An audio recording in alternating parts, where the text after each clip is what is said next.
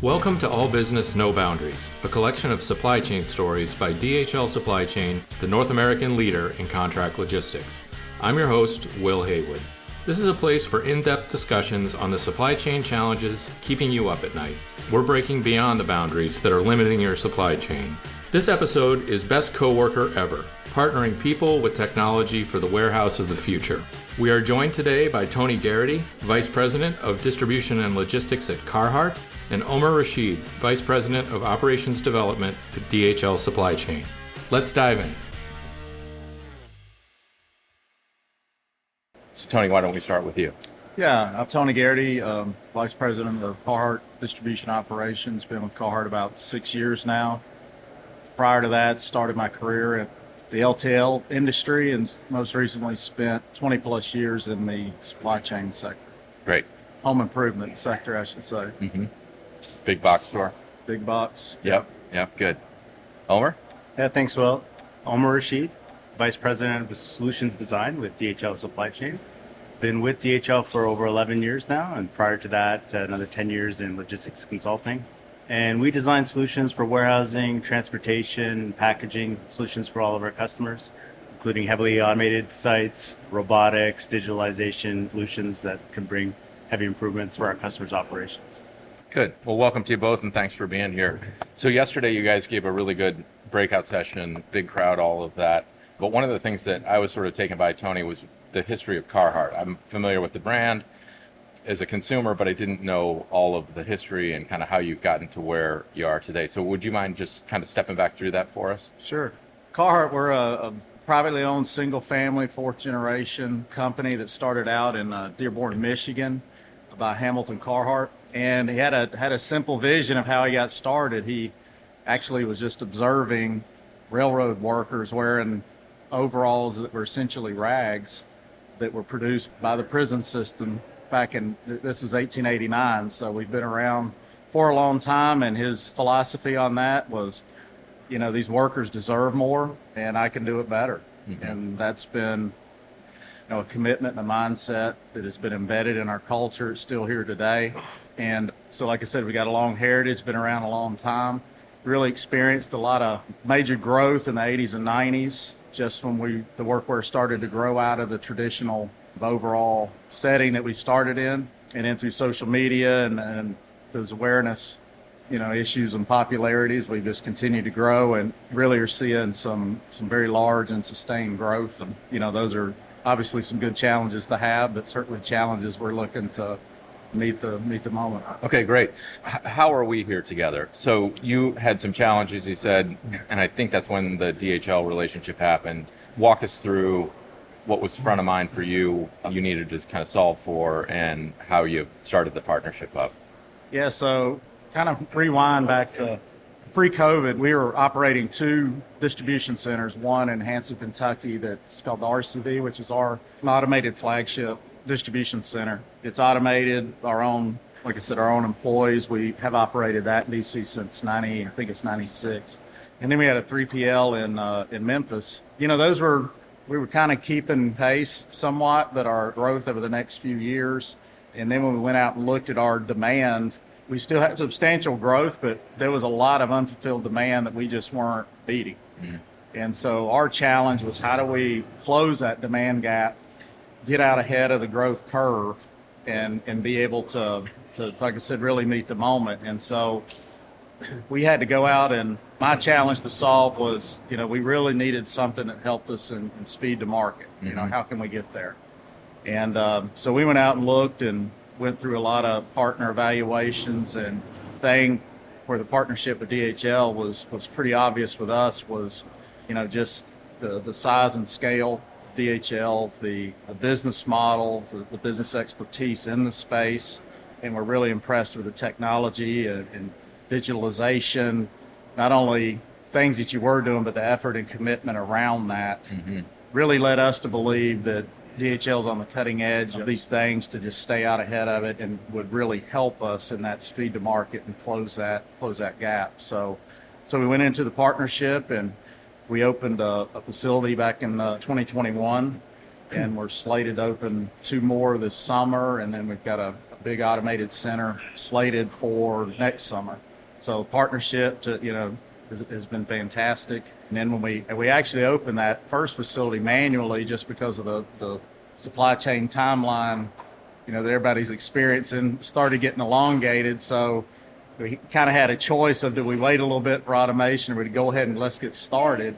And so we decided to go manual. But again, one of the great problems was we had a lot more demand than we had initially planned for. That created a little bit of a backlog, basically starting up the operation. But our DHL partners come to us and says, hey, we have a technology I think we can get in quick that'll help us increase the order assembly capacity, improve some productivity, and really help us work up to that volume that we were seeing so soon. So, that's when we went in with the Locust solution, and it really has paid big dividends. I mean, to this point, we've seen as much as 80-90% improvement on order assembly, and over 50% in just straight picking productivity. So really helped us close that gap and have one of the biggest years we've ever had, which falls our peak season. So that was a season I'm referring to. Yeah. So really helped us close that gap, meet that moment. Okay, good. I want to come back to the Locust and automation topic in a minute, but maybe Omer, to you, I think we're lucky where we've worked with Carhartt type companies that have these challenges where they do experience this big growth. Can you talk a little bit about how DHL has prepared itself to, kind of answer the challenge that they're facing and help them out through these big demand spikes? Yeah, I think there's a lot of different things involved with that, right? We have a lot of folks that come together, and over the years, as we've been working specifically in e-commerce operations, or where we have different seasonal challenges, we've worked on labor programs that help us bring in folks, train them, get them up to speed so that they're ready to deliver for those seasonal spikes. And then as we grow with the business, they can stay on and help support that growth. I think one of the challenges we've had, especially in 2021, Tony mentioned, is labor was really challenged for us during the height of the pandemic. And so what we had done previously with regards to robotics and our solution with Locust, making sure we had integrated, tested it out, understood the pros and cons, and also what it took to stand up a facility quickly with a Locust type solution, helped prepare us for the labor shortages that would come, as well as the growth that we would need to handle. So being ready to, let's say, plug in robotic solution into a manual operation really prepared us for this type of situation and helped us get Carhartt to where they needed to be, not just from a capacity standpoint, but service level expectations during those peak seasons as well. I think the robotics help us with cycle time when we're fulfilling orders, especially when you have priority orders. And so it's a lot of the work done ahead of time with our organization to work with our solution provider partners or technology partners so that we are ready to go when a customer comes to us with this type of challenge. Yeah. And I think just if I could build off of that, we're doing it ahead of these solutions necessarily being ready to be productized. So we're working with those partners to make sure they fit in our business. And then we've identified, our customers' problems so that when we're building up that solution, we know it addresses not just one customer, but multiple customer solutions, and we're ready to deploy rapidly when we need to. We're on a trade show floor, and there are a bunch of different vendors out there. And if you go to like a ProMat, there's even more. And there's just sort of an avalanche of providers coming into the space. How do you know what to recommend to a particular customer? Yeah, it's a great question, and it's the magic question, and it's one we are challenged with consistently. I think what we're really good at doing, or what we have experience in doing, is understanding where a particular use case in our business is first and foremost, right? Where do we have the biggest challenges and what do we need to solve for? Then when we're engaging with technology partners, because there's a lot of them out there, as you mentioned, we can identify those that are looking to address those problems or on the cusp of addressing them and help them get there with that. So we have an innovation funnel that we use where we take ideas, innovation ideas, and we're able to identify where to match those with vendors we might see on a trade show floor, and then develop the solution with the vendors and make sure that it applies to the use case or two. So we're doing the research up front. I think there's a value there to that so that our customers, they may have 1, 2, 3 distribution centers. We have almost 500 in the US and Canada. So it's imperative on us to understand where those solutions fit so that we can get the most benefit from them. And then us being able to do that again helps with our customers not having to go do that research and sift through all those vendors. And I think just our experience comes into play there too, as to knowing who a good partner is and knowing what's successful or what will be successful for their business. Yeah, yeah. Tony, you mentioned you started up manually. Did you know much about Locus, or what was your experience? Why did you decide to automate? Did you have doubts about these types of solutions? How did you kind of get to where you are now? A little bit of familiarity with certain applications of it, so had a little bit of experience with it. AGV technology, nowadays it's not even new anymore. Almost, it's becoming pretty commonplace. But just trusting the DHL team, touring some of the sites that already had it. Seeing it in action, and the fact that, one of our partnership strategic moves was to integrate to DHL's warehouse control systems and all of that, and actually leverage that size and scale. So knowing that it's already been integrated, it's proven, they're the ones using it and tried and true, and certainly fit what I felt like fit our application. The product may not be straight up, super small e-com type things, but it fits up and down our profile. So it's kind of a combination of their experience, what I saw with where they were using it, how they were using it, against what we needed, and then too, just kind of playing back to that old warehousing 101. When you see these big footprints, a lot of SKUs, a lot of people, a lot of walking, it just really made good common sense of how do you cut down the travel. Right. And that's one of the largest labor hours of any distribution warehousing operation. So it's kind of one of those age-old challenges that every big warehouse has. So, really see that. And if I could build off that, Will and Tony, great point. I think it's important to note that we're not just plugging in a solution because we like it and we've used it elsewhere. There's a lot of emerging technologies that are trying to solve a similar problem. And so there may be one or two that fit a certain profile, and then others that a different one, trying to solve the same problem, right, for the each picking problem. I think what's important is working with Carhartt.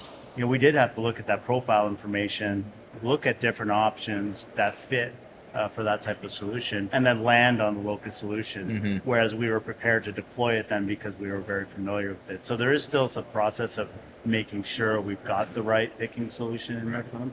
But then we're ready to go quickly when we've identified it. Yeah, so this term profile we use a lot in our day-to-day, but for the audience, if you could kind of break down what are the variables that sort of make up a profile, it would make one different from another. Yeah, so we get pretty detailed. So we look at order history data. We try and look at projections of where the orders are going to come, where they're going to go to, what they're going to look like. So when we talk about profile, talking about order size. Is the order size, is someone ordering 1 or 2 units when they order online, or are we shipping to a wholesale customer that may have 50 units? And then how far are those units spread across our SKU base, right? So could it be coming from 20,000 SKUs? So I have to go pick 50 lines from those 20,000 SKUs for those orders?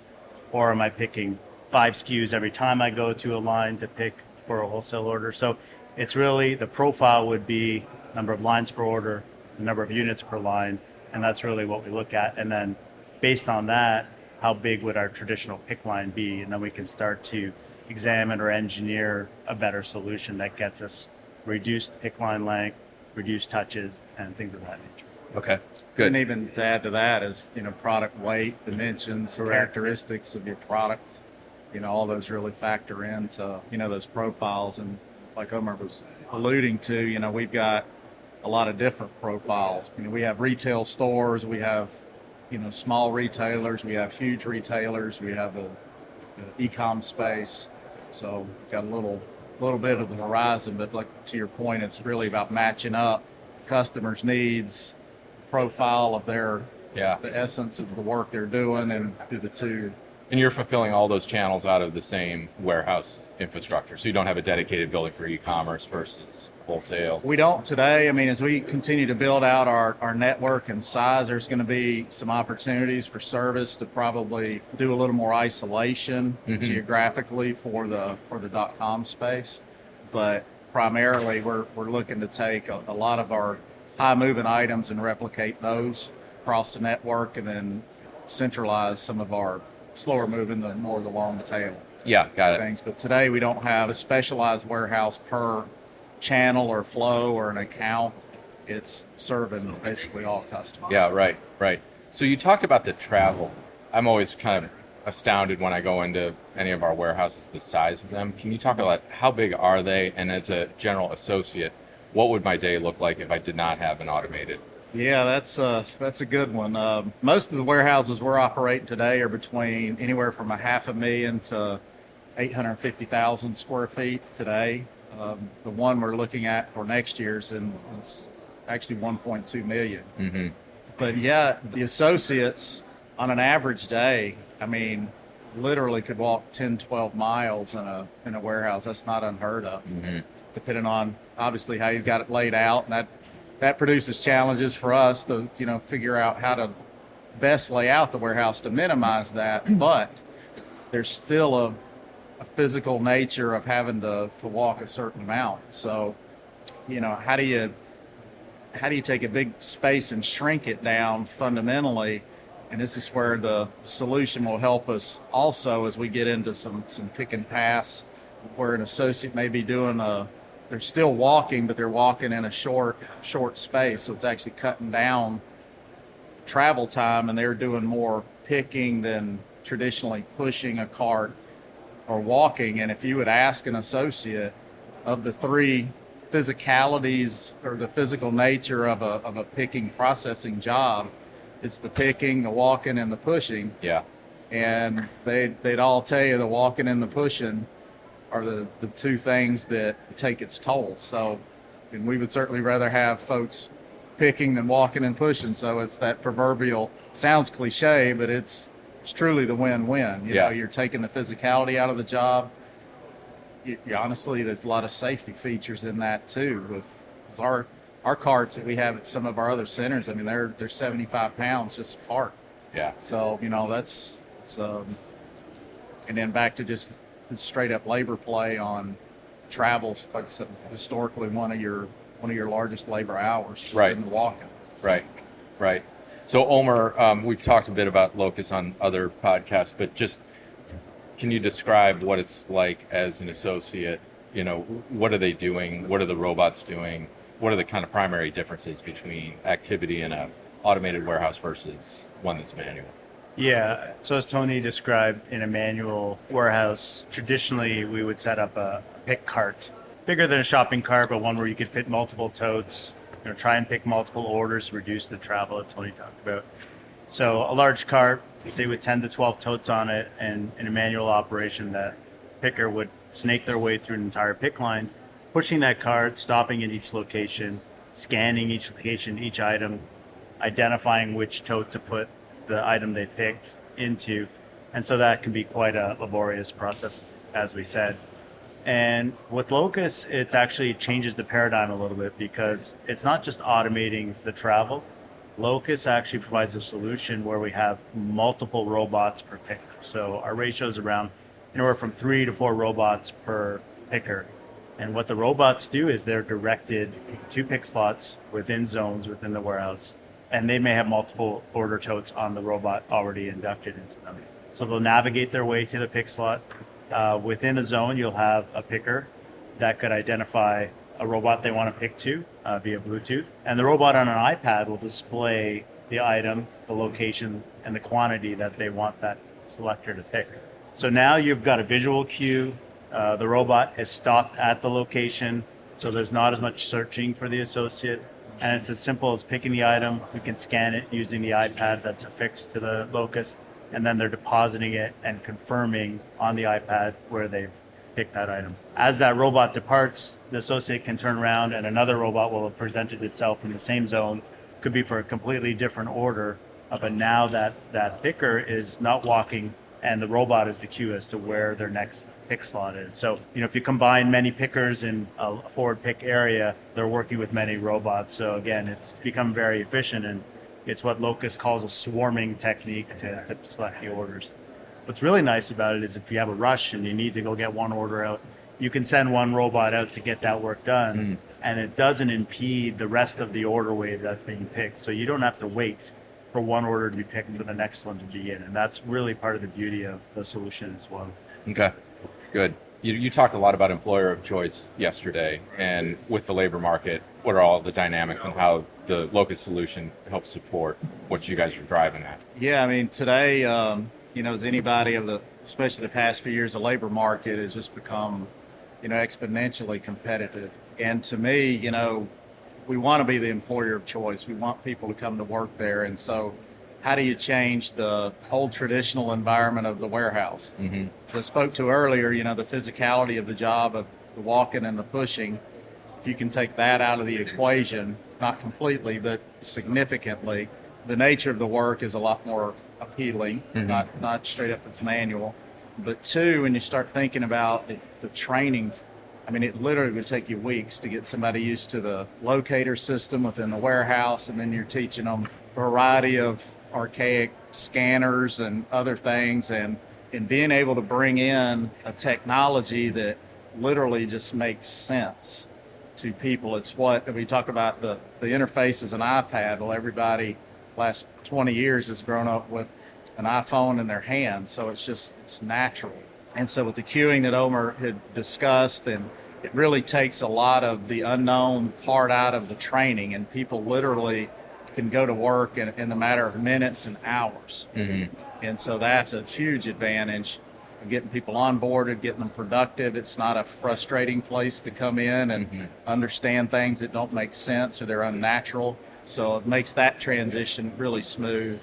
And then two, think about the diversity of the workforces today and all the areas that we have distribution centers. And one of the real, I think, game-changing features to this is to what Omer talked about the next bot presenting itself. When it presents itself to you, it can actually sense what language, based on your badge, that you prefer. And there's, I think, a couple dozen different languages, even in slang form of the language, traditional language that the users can pre-identify with, and then the bot is literally speaking their language. So when you start talking technology that makes sense in the language that a person is used to, I mean, that's huge. Yeah. And really thinking, and I've managed some buildings that had very diverse workforces in terms of ethnicities and language, and that's really, it's uncomfortable. I mean, you think about yourself. If you're in an environment and you're not familiar with the language, it's very uncomfortable. So talk about being the employer of choice, where you can walk in, everything's in, what you're used to. It really is a competitive advantage in my eyes. Yeah, because remind me, you said in one of your facilities there, what's the number of languages spoken? This was in my past life. Okay. We had, actually it was here in Orlando facility, there were 44 different nationalities in the building. Yeah. And it was something we really embraced, but it was also something from a communication perspective that certainly provided a lot of challenges. And even within one, as a for instance here, there were a lot of Hispanic cultures in there, and there's a lot of variations back when I was talking about even slang within the Spanish language, that Locus has went out and actually had adopted the slang. So that's, talk about unique. Yeah. And really, adapting something to meet the needs of the folks. Yeah, great. Okay, so last question. You've taken on the picking process, and it's to both of you. What are you looking at next from an automation standpoint as you build out this new warehouses and hopefully take on a lot more demand? Sure. Yeah, a couple things we've already started to explore is, DHL has a great relationship with Boston Dynamics, and we're looking at testing an automated trailer unloader. Mm-hmm. And so we're looking at starting that potentially this summer. As we look at the new warehouses, continue to expand the Locus application, but also the pallet handling, potentially, the put away, retrieval, replenishment piece. And then also in our design for facility next year, we're also looking at potential some depalletization to belt to feed a, kind of an ASRS type setup. So I know DHL's obviously in process of testing that and already using that in a lot of the applications. So when the time's right for us to test it out, we're going to start, but that's the plan, to add couple of those Yeah. for the fit. Yeah. Good. Omer. Yeah, I think Tony hit the nail on the head. When we're looking at what's going to bring us the most benefit, what's going to help our associates the most on the warehouse floor and make their lives easier, we've addressed the unit picking aspect, which is where a lot of the effort comes. Unloading is another one where we've got case level unloading, which is a very difficult task. And you mentioned the partnership with Boston Dynamics. We've been working with them for a couple of years on that solution, getting it to the point where it's going to fit this application. And we're really excited about rolling that out. And then AGVs, as you mentioned, at the pallet load, we've been working on that for a few years in different operations as well and have a couple of deployments. And again, I think because we're there, it should be something we're going to look at with Carhartt. Carhartt's a great customer from a solution perspective because they bring all the challenges that we traditionally see with different customers under one roof. So we're able to kind of apply a lot of those technologies. And one more I would say, not to be lost in the discussion, is that gives us access to a lot of data with these emerging technologies from the robots, from the warehouse management system, or the control system for heavier automated sites. And we're also developing algorithmic optimization within our warehouses. So looking at how we can use that data to better assign tasks to the floor, better optimize our workload. And I think that's one thing that we don't want to miss in this conversation is how are we using all that information that's generated from all these technologies, making sure we're then again improving upon them as we continue to evolve. Yeah. Sounds like maybe the next episode. We could talk a lot about these things because it's an exciting time in the industry and a lot of stuff happening. So, Tony, thanks to you for the partnership. I mean, it's exciting to be associated with brands like Carhartt and explore these interesting new spaces in the industry overall. And Omer, thanks to you as always. Appreciate you guys both being here, and I wish you good times for the rest of this conference and good luck in the future. Thank you. Thank you. If you enjoyed the conversation today, please share it with a friend and rate us on Apple Podcasts. You can find us online at dhl.com/allbusinessnoboundaries and follow us on LinkedIn and Twitter at DHL Supply Chain. We'll see you next time.